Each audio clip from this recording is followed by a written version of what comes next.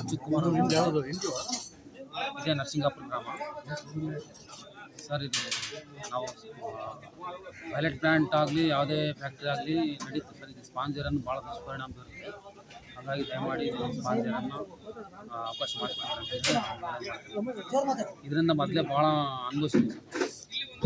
ಒಂದು ನೀರಿಂದ ಇರ್ಬೋದು, ಇಲ್ಲಿ ಪ್ರಾಣಿ ಪಕ್ಷಿಗಳಿಗಿರ್ಬೋದು, ಎಲ್ಲ ಭಾಳ ಸಮಸ್ಯೆ ಇದೆ. ಜನಗಳು ಕೂಡ ಶ್ವಾಸಕೋಶ ಸಮಸ್ಯೆ ಇರ್ಬೋದು, ಆರೋಗ್ಯ ಸಮಸ್ಯೆ ಇರ್ಬೋದು, ಕಿಡ್ನಿ ಸಮಸ್ಯೆ ಇರ್ಬೋದು, ಭಾಳಷ್ಟು ತೊಂದರೆಗಳನ್ನು ಅನುಭವಿಸಿ ಅದನ್ನು ಸ್ಥಗಿತಗೊಳಿಸಿದ್ವಿ ಸರ್ ಅವಾಗ. ಮತ್ತು ಇವಾಗ 1% 3% ಬಿಡುಗಡೆ ಮಾಡಿ ಮತ್ತು ಜನಗಳ ಸಮಾಧಿ ಮೇಲೆ ಒಂದು ಕೋಟೆ ಕಟ್ಟಕ್ಕೆ ಹೋಗ್ತಿದ್ದಾರೆ. ದಯಮಾಡಿ ಇದಕ್ಕೆ ಪರ್ಮಿಷನ್ ಕೊಡಬಾರ್ದು ಅಂತ ನಾನು ಮನವಿ. ಸೋಷಿಯಲ್ ಮೀಡಿಯಾ ಐತೆ. ನಾವು ರಂಜಿತ್ಪುರ ರೈತರು, ನಾವು ಯಾವುದೇ ಕಾರಣಕ್ಕೂ ಸ್ಪಾಂಜರ್ ಕಂಪನಿಗೆ ವಿರೋಧ ಇದೆ. ಈಗ ಇದು RIPL ಕಾರ್ಖಾನೆ ಏನು 372,080ಗೆ ಏನು ಟ್ರಾನ್ಸ್ಫರ್ ಮಾಡ್ತಾರೋ TDPಗೆ, ಈಗ 375ನೇ ನಮ್ಮ ಕೈಲಿ ತಡ್ಕೊಳಕ್ ಆಗಲಿಲ್ಲ. ರೈತರ ಕಡೆಯಿಂದ ಆಗಿರಲಿ, ಸಾರ್ವಜನಿಕರಾಗಿರಲಿ, ಊರುಗಳಾಗಿರಲಿ, ಶಾಲೆಗಳಾಗಿರಲಿ, ಆ ಒಂದು ವಿಷಪೂರಿತ ಧೂಳಿಂದ ಇದು ನಾವು 1080ಗೆ ಏನಾದರೂ TDPಗೆ ಏನಾದರೂ ಕೊಟ್ಟರೆ ನಾವು ಸತ್ತಂತೆ, ಬದುಕಿದ್ರು ಸತ್ತಂತೆ. ಯಾಕಂದ್ರೆ ಮುಂದಿನ ಪೀಳಿಗೆಗೆ ನಾವೇನು ಉಳಿಸಲ್ಲ. ಕನಿಷ್ಠ ಪಕ್ಷ ನಮ್ಮ ಕೈಲಿ ಆಸ್ತಿ, ಅಂತಸ್ತು, ವಿದ್ಯಾಭ್ಯಾಸ ಕೂಡ ಕೊಡೋಕ್ಕಾಗಿಲ್ಲ ಅಂದ್ರೆ ಒಳ್ಳೆ ಗಾಳಿ ಕೂಡ ನಮ್ಮ ಪೀಳಿಗೆಗೆ ನಾವು ಕೊಡೋಕ್ಕಾಗಲ್ಲ. ಅಂಥ ಪರಿಸ್ಥಿತಿ ಇಲ್ಲಿ ಉದ್ಭವ ಆಗುತ್ತೆ.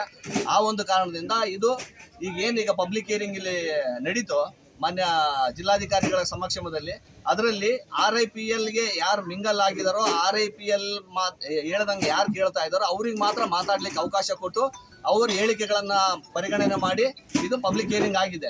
ಇನ್ನು ಸುಮಾರು ರೈತರಿದ್ರು, ಮಹಿಳೆಯರಿದ್ರು, ಸಾರ್ವಜನಿಕರಿದ್ರು, ಎಷ್ಟು ಜನ ಇದ್ರು ಆ ಕಂಪನಿಗೆ ವಿರೋಧವಾಗಿರ್ತಕ್ಕಂಥವ್ರಿಗೆ ಯಾರಿಗೂ ಕೂಡ ಅವಕಾಶ ಕೊಡಲಿಲ್ಲ. ಜಾಸ್ತಿ ಕಡಿಮೆ ಅವಕಾಶ ಕೊಟ್ಟರು. ಅವ್ರ ಕಡೆ 4 ಜನ ಮಾತಾಡಿದ್ರು, ಈ ಕಡೆ ವಿರೋಧವಾಗಿರ್ತಕ್ಕಂಥವ್ರಿಗೆ ಒಬ್ಬರಿಗೆ ಅಥವಾ ಇಬ್ಬರಿಗೆ ಅವಕಾಶ ಕೊಡ್ತಾ ಇದ್ರು.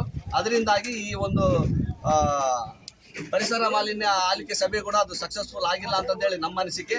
ಒಂದು ವೇಳೆ ಇದು ಗ್ರಾಮ ಪಂಚಾಯತಿ ಮಟ್ಟದಿಂದ ಹಿಡಿದು ಮಾನ್ಯ ಜಿಲ್ಲಾಧಿಕಾರಿಗಳು, ದಂಡಾಧಿಕಾರಿಗಳು ಮಟ್ಟಕ್ಕೆ ಹೋದ್ರೂ ನಾವು ಅಲ್ಲಿಂದ ಪರ್ಮಿಷನ್ ಬಂದ್ರೂ ನಾವು ಅವರಿಗೆ ವಿರೋಧವಾಗಿ ಇದ್ರ ಪರ ಎಲ್ಲಿಗೆ ಹೋಗೋಕ್ಕೂ ಸಂಪೂರ್ಣ ಇದರಿಂದ ವಿರೋಧ ವ್ಯಕ್ತಪಡಿಸಿ ಹೋರಾಟ ಮಾಡೋದು ರೈತಾಪಿ ವರ್ಗದವರು ಮತ್ತು ಊರಿನ ವಿವಿಧ ಮಹಿಳೆಯರು, ಶಾಲಾ ಕಾಲೇಜುಗಳಿಂದ ಕೂಡ ಮಕ್ಕಳು ಕೂಡ ಬರ್ತಾರಂತಂದೇಳಿ ಈ ಸಂದರ್ಭದಲ್ಲಿ ಹೇಳಕ್ ಬಯಸ್ತೀನಿ.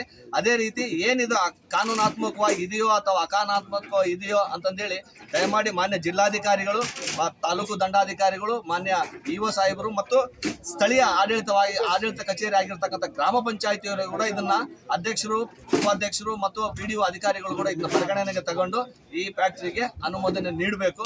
ಒಂದು ವೇಳೆ ಅವೈಜ್ಞಾನಿಕವಾಗಿ ಇತ್ತು ಅಂದ್ರೆ ದಯಮಾಡಿ ನೀಡಬಾರ್ದು ಅಂತಂದೇಳಿ ಹೇಳಲಿಕ್ಕೆ ಬಯಸ್ತೇನೆ. ಒಂದು ವೇಳೆ ಈ ಒಂದು ಕಾರ್ಖಾನೆ ಆಗಿದ್ದೇ ಸತ್ಯ ಆಗಿ ಈ ಕಾರ್ಖಾನೆಯಿಂದ ಸಾರ್ವಜನಿಕರು, ಪರಿಸರಕ್ಕಾಗಿರಲಿ, ಪ್ರಾಣಿಗಳಿಗಾಗಿರಲಿ, ಪಕ್ಷಿಗಳಿಗಾಗಿರಲಿ, ಸಾರ್ವಜನಿಕರ ಒಂದು ಮೂಲಭೂತ ಸೌಕರ್ಯಗಳಿಗಾಗಿರಲಿ ಏನಾದರೂ ಧಕ್ಕೆ ಬಂತು ಅಂದರೆ ಇದಕ್ಕೆ ಮಾನ್ಯ ಜಿಲ್ಲಾಧಿಕಾರಿಗಳೇ ಕಾರಣರಾಗಿರ್ತಾರಂತಂದೇಳಿ ಈ ಮೂಲಕ ಹೇಳಲಿಕ್ಕೆ ಬಯಸ್ತಾ ಇದ್ದಾರೆ. ದಯವಿಟ್ಟು ನೋಡಿ, ಈಗ ನೀವು ರಂಜಿತ್ಪುರ ಮತ್ತು ಅಕ್ಕಪಕ್ಕದ ಗ್ರಾಮಗಳೆಲ್ಲ ರೈತ ಬಾಂಧವರು, ಮಹಿಳೆಯರು, ತಾಯಂದಿರೆಲ್ಲ ಬಂದಿದ್ದೀರಾ. ಬಿಗಿನಿಂಗಿಂದ ಕೂಡ ಸುಮಾರು 2.5 ಗಂಟೆಗಳ ಕಾಲನ ತಾವೆಲ್ಲರೂ ಕೂಡ ತಮ್ಮ ಅನಿಸಿಕೆಗಳನ್ನು ಹೇಳಿದ್ದೀರಾ. ಬೇಕು ಅಂತ ಹೇಳಿದರೆ, ಬೇಡ ಅಂತ ಹೇಳಿದ್ರೆ, ತಮ್ಮೆಲ್ಲ ಏನು ತಾವು ಮಾತಾಡಿರೋ ಪೂರ್ತಿ ಅದು ಕೂಡ ಒಂದು ಸ್ವಲ್ಪನೂ ಬಿಡಿಲ್ಲದೆ ಪೂರ್ತಿ ರೆಕಾರ್ಡ್ ಆಗಿದೆ ವಿತೌಟ್ ಇದು ಹಿಂಡ್ರೆನ್ಸ್. ಮತ್ತು ಎರಡನೇದು ತಾವು ಏನು ಮನವಿಗಳು ಕೊಟ್ಟಿದ್ದು ಅದು ಕೂಡ ನಾವು ತಗೊಂಡಿದ್ದೀವಿ. ಇಲ್ಲಿ ತಾವು ತಮ್ಮಲ್ಲಿ ಬೇಕು ಬೇಡ ಅಂತ ಇದು ಬೇಡ, ಅದು ಸರ್ಕಾರ ನಿರ್ಧಾರ ತಗೊಳುತ್ತೆ. ನೀವು ಕೊಟ್ಟಿರ್ತಕ್ಕಂಥ ಏನು ಮನವಿಗಳಿದ್ದಾವೆ, ನೀವು ಮಾತಾಡಿದ ಮಾತುಗಳು ಎಲ್ಲವೂ ಕೂಡ ಡಾಕ್ಯುಮೆಂಟ್ರಿ ಮಾಡಿದ್ದೀವಿ. ಅದನ್ನು ಸರ್ಕಾರ ನಿರ್ಧಾರ ಮಾಡೋದ್ರಿಂದ ಮುಂದಿನ ಕ್ರಮಕ್ಕೆ ನಾವು ಕಳಿಸ್ಕೊಡ್ತೀವಿ. ಇದರಲ್ಲಿ ನಾನು ಕೂಡ ಡಿಸಿಷನ್ ತೊಗೊಳಲ್ಲ. ನಿಮ್ಮ ಧ್ವನಿ ಇದೆ, ಆ ತಾಯಂದಿರು ಬಂದು ಮಾತಾಡಿದ ಧ್ವನಿ ಇದೆ, ಇವ್ರು ಮಾತಾಡಿದ ಧ್ವನಿ ಇದೆ. ಅದು ಕೂಡ ಅದನ್ನು ನಾನು ಮುಕ್ತವಾಗಿ ಮತ್ತು ಪಾರದರ್ಶಕವಾಗಿ ಸರ್ಕಾರಕ್ಕೆ ಕಳಿಸೋದು ನಂದು ಜವಾಬ್ದಾರಿ. ಅದನ್ನು ಮಾಡ್ತೀನಿ ಖಂಡಿತವಾಗಿ ಕೂಡ. ಸೊ ಅವರು ನಿರ್ಧಾರ ತಗೊಳ್ತಾರೆ. ಸೊ ಈಗೆಲ್ಲ ತಾವು ಭಾಳಷ್ಟು ಜನ ಬಂದಿದ್ದೀರಾ. ಮತ್ತು ನಾನು ಯಾಕೆಂದರೆ ನೀವು 2.5 ಗಂಟೆಗೆ ಮಾತಾಡಿದ್ರೆ ಪುನರಾವರ್ತನೆ. ನಿಮ್ಮ ತಾಯಿಂದ ನಿಮ್ಮ ಬ್ರದರ್ಸ್ ಯಾರು ಮಾತಾಡಿದ್ರು, ಬೇರೆ ಯಾರು ಮಾತಾಡಿರೋದಿಲ್ಲ. ಹಾಗಾಗಿ ಒಬ್ಬೊಬ್ಬರು ಜಾಸ್ತಿ ಮಾತಾಡ್ಕೊಂತ ಮತ್ತು ಅದೇ ವಿಷಯವನ್ನು ಪುನರಾವರ್ತಿ ಆಗ್ತದನ್ನ ನಿಮ್ಮಲ್ಲಿ ಇದು ಬೇಡ, ಭೇದ ಭಾವ ಬೇಡ. ಇವತ್ತು ತಾವು ಇಷ್ಟು ಸಂಖ್ಯೆಯಲ್ಲಿ ಬಂದಿದ್ದೀರಾ, ತಮ್ಮ ಅನಿಸಿಕೆಗಳನ್ನು ಮುಕ್ತವಾಗಿ ತಾವು ಹೇಳ್ಕೊಂಡಿದ್ದೀರಾ. ಅವಷ್ಟನ್ನು ಕೂಡ ನಾವು ಸರ್ಕಾರಕ್ಕೆ ಕಳಿಸಿ ಮುಂದಿನ ಕ್ರಮ. ಒಂದು ನಿಮಿಷ ಕೇಳಿದ್ದೀವಿ, ಎಲ್ಲವೂ ಕೇಳಿದ್ದೀವಿ. ಮತ್ತೆ ಈಗ ನಾವು ರಿಪಿಟೇಷನ್ ಮಾಡೋದಿಲ್ಲ. ಡಾಕ್ಯುಮೆಂಟೇಶನ್ ಇದೆ ಎಲ್ಲ. ಮಾತಾಡಿ, ಮಾತಾಡಿ. ಈಗ ನಾನು ಮಾತಾಡಬೇಕು. ಕಾನೂನಲ್ಲಿ ಏನು ತೊಡಕಾಗಿದೆ, ಫ್ಯಾಕ್ಟ್ರಿಯಲ್ಲಿ ಏನಾಗಿದೆ, ಈ ಫ್ಯಾಕ್ಟ್ರಿ ಇದೇ ಫ್ಯಾಕ್ಟ್ರಿ ಏನಾಗಿದೆ ಮುಚ್ಚಿದ್ದಾರೆ. ಅಲ್ಲಿ ಯಾಕೆ ಮುಚ್ಚಿದ್ದಾರೆ ಅಂದ್ರೆ ಸರಿಯಾಗಿ ಏನು ಡಸ್ಟ್ ಬರ್ಲಿದಂಗೆ ಮಾಡಿಲ್ಲ, ಮುಚ್ಚಿದ್ದಾರೆ. ಅದನ್ನ EIA ರಿಪೋರ್ಟ್ನಾಗ ಹೇಳಿದ್ರ? ಹೇಳಿಲ್ಲ. ಇವೆಲ್ಲವೂ ತಪ್ಪಿದೆ ಸರ್, ಎಲ್ಲವೂ ತಪ್ಪಿದೆ. ಕಾನೂನು ಇಲ್ಲಿ ಉಲ್ಲಂಘನೆ ಆಗಿದೆ ಸರ್. ಸುಮ್ಮನೆ ಸರ್ ಏನು ಒಂದು ನಿಮಿಷ ಅವ್ರಿಗೆ ಕೊಡ್ತೇವೆ. ಒಂದು ನಿಮಿಷ ಇರಿ, ನಿಮ್ಗೂ ಕೊಡ್ತೀವಿ.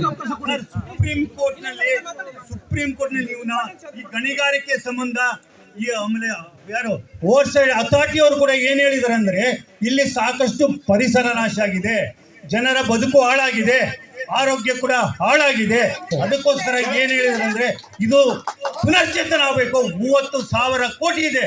ಇದು ಗಣಿಗಾರಿಕೆ ಏನು ಗಣಿಗಾರಿಕೆ ನಡೆಸಿಬಿಟ್ರೆ ಆಗಲ್ಲ. ಪರಿಸರದ ಪುನಶ್ಚೇತನ ಆದ್ರೆ ಇವತ್ತು ರೈತರು ಬದುಕ್ತಾರೆ, ಎಲ್ಲರೂ ಬದುಕ್ತಾರೆ ಸರ್. ಆಮೇಲೆ ಇದು 20 ಮಿಲಿಯನ್ ಮೆಟ್ರಿಕ್ ಟನ್ಗೆ ಇಳಿಸ್ಬೇಕು ಅಂತೇಳಿ ಮಾಡಿದ್ದಾರೆ. ಸಪೋಸ್ ಇವತ್ತು ಫ್ಯಾಕ್ಟ್ರಿ ಆದ್ರೆ 20 ಮಿಲಿಯನ್ ಟನ್ನಿಗಾದ್ರೆ ಮತ್ತೆ ಆ ಫ್ಯಾಕ್ಟ್ರಿ ಬಂದ್ ಮಾಡ್ಬೇಕಾಗ್ತದೆ.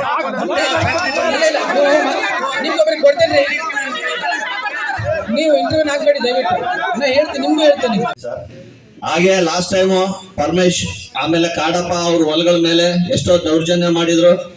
ಆ ಹೊಲಗಳನ್ನ ಬಿತ್ತಿರ್ತಕ್ಕಂಥ ಹೊಲಗಳನ್ನೆಲ್ಲ JCB ಇಂದ ಲೋಡರ್ಗಳಿಂದ RIPL ಕಾರ್ಖಾನೆಯವರೇ ದೌರ್ಜನ್ಯವಾಗಿ ರಾತ್ರೋರಾತ್ರಿ ಹೊಡಿಸಿದ್ರು. ಅದಕ್ಕೂ ಬೇಕಾಗ್ತಕ್ಕಂಥ ಪುರಾವೆಗಳು ಇಲ್ಲೇ ಇದೆ ಸರ್, ಸಮಸ್ತ ಪುರಾವೆಗಳು ಕೊಡ್ತೀನಿ ನಾನು.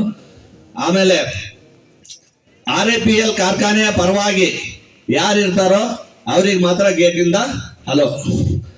RIPL ಕಾರ್ಖಾನೆಗೆ ವಿರೋಧವಾಗಿ ಏನಾದ್ರು ಇದ್ರೆ ಗೇಟಿಂದ ಹೊರಗಡೆ. ಕೆಲವೊಬ್ರು ಹೊಲ ಇರೋರು ಇದ್ದಾರೆ, ಕೆಲವೊಬ್ರು ಹೊಲ ಇಲ್ದವರು ಇದ್ದಾರೆ. ಬಟ್ ಜೀವಿಸ್ತಕ್ಕಂಥ ಹಕ್ಕು ಎಲ್ಲರಿಗೂ ಇದೆ ಸರ್ ದೇಶದಲ್ಲಿ. ಅದರಿಂದಾಗಿ ಈ RIPL ಕಾರ್ಖಾನೆ ಏನಿದು ಸ್ಪಾಂಜ್ ಅನ್ನ ಫ್ಯಾಕ್ಟರಿ ಆಗ್ತಾ ಇದ್ದಾರೆ ಸರ್, ದಯಮಾಡಿ ಸ್ಪಾಂಜ್ ಐರನ್ ಅವರಾದ್ರೆ ಬೇಕಾಗಿಲ್ಲ ಸರ್. ಬೇಕಂದ್ರೆ ಪೈಲಟ್ ಏನಿದೆ ಹಾಕೊಳ್ಳಿ. ಈಗ ಸಾರ್ವತ್ರಿಕವಾಗಿ NMDC ಪೈಲಟ್ ಪ್ಲಾಂಟ್ ಇದೆ, ಅದರಿಂದ ನಮಗೆ ಯಾವುದೂ ತೊಂದರೆ ಇಲ್ಲ. ಸುಮಾರು ವರ್ಷಗಳಿಂದ ಆ ಕಾರ್ಖಾನೆ ನಡೀತಾನೆ ಇದೆ. ಇದುವರೆಗೂ ಯಾರು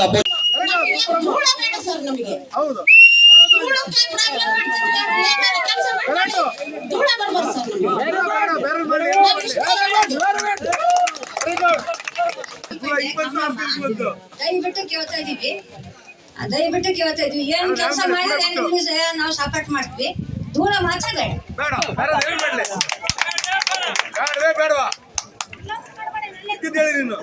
ದಯವಿಟ್ಟು ಇದಕ್ಕೆ ಅವಕಾಶ ಮಾಡಿಕೊಡ್ಬೇಕಂತ ಜಿಲ್ಲಾಧಿಕಾರಿಗೆ ನಾನು ಮನವಿ ಮಾಡಿಕೊಳ್ತಿದ್ದೇನೆ. ಆಗ್ತಾ ಇದಾರಲ್ಲ, ನಮ್ಗೆ ಅದು ಯಾವ್ದು ಬೇಡ. ಯಾಕಂದ್ರೆ ಇಲ್ಲಿ ಬಹಳ ಜನ ಕರೆ ತೊಳೆದಿಂದ ವ್ಯವಸ್ಥೆ ಮನೆಗೆಲ್ಲ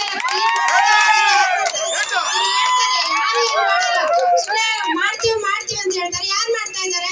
ಸುಮ್ಮನೆ ಅವಾಗಂಗೆ ಹೇಳಿದ್ರು, ಅದ್ರ ಅರ್ಥನೇ ಗೊತ್ತಿದೆ. ಇವಾಗ ಗೊತ್ತಿದ್ದು ಅದೇ ಮಿಷಿನ್ ಮತ್ತೆ ಹಾಕ್ಬೇಕಂದ್ರೆ ಹೆಂಗ್ ಸರ್?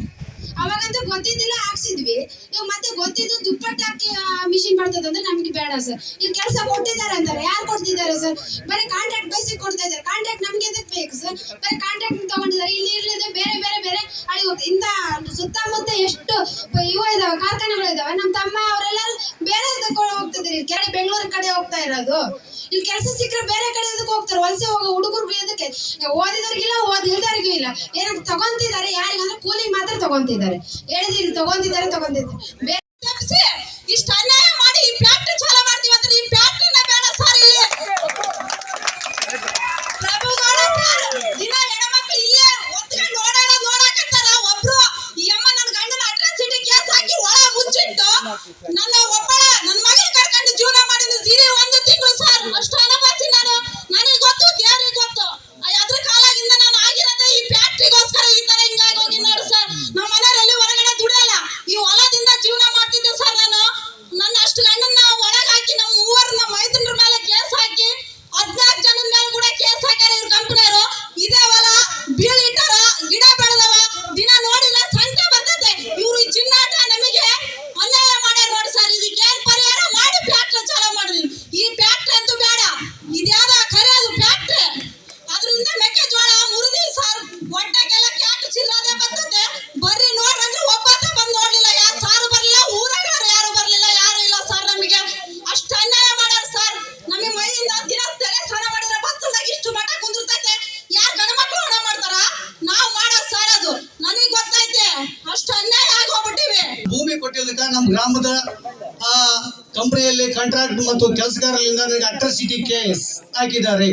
ನನಗೂ ನಮ್ಮ ತಮ್ಮಗ ಇನ್ನೊಬ್ರೊಬ್ರು ಡೆತ್ ಆಗಿದ್ದಾರೆ, ಜಿ ಬಸವಗೌಡ ಅಂತಂದೇಳಿ. ನಾನು ಜಿ ಪರಮೇಶ್ವರಪ್ಪ ಮತ್ತು ನಮ್ಮ ಬ್ರದರ್ ಜಿ ಚಿದಾನಂದ. ಇವತ್ತು ಕೋರ್ಟಲ್ಲಿ ಕೇಸ್ ಇವತ್ತು ಬಳ್ಳಾರಿಯಲ್ಲಿ ಹೋಗಿದ್ದೆ. ನಾನು ಹೋಗ್ಬೇಕಾಯ್ತು, ಈ ಒಂದು ಪಬ್ಲಿಕ್ ಹಿಯರಿಂಗ್ ಇರೋದ್ರಿಂದ ಬಂದಿದ್ದೀನಿ. ಆಮೇಲೆ 15 ಜನ ನಮ್ಮ ಪರವಾಗಿರ್ತಕ್ಕಂಥ DSP ಸರ್ ಆಫೀಸ್ ಸ್ಟೇಷನ್ಗೆ ಬಂದಿರೋರನ್ನ ಇವರು ಕೇಸ್ ಹಾಕಿದ್ದಾರೆ. ಅದು 307 ಸಂಡೂರಲ್ಲಿ ನಡೀತಿದೆ, ಬಳ್ಳಾರಿಯಲ್ಲಿ ನಡೀತಿದೆ.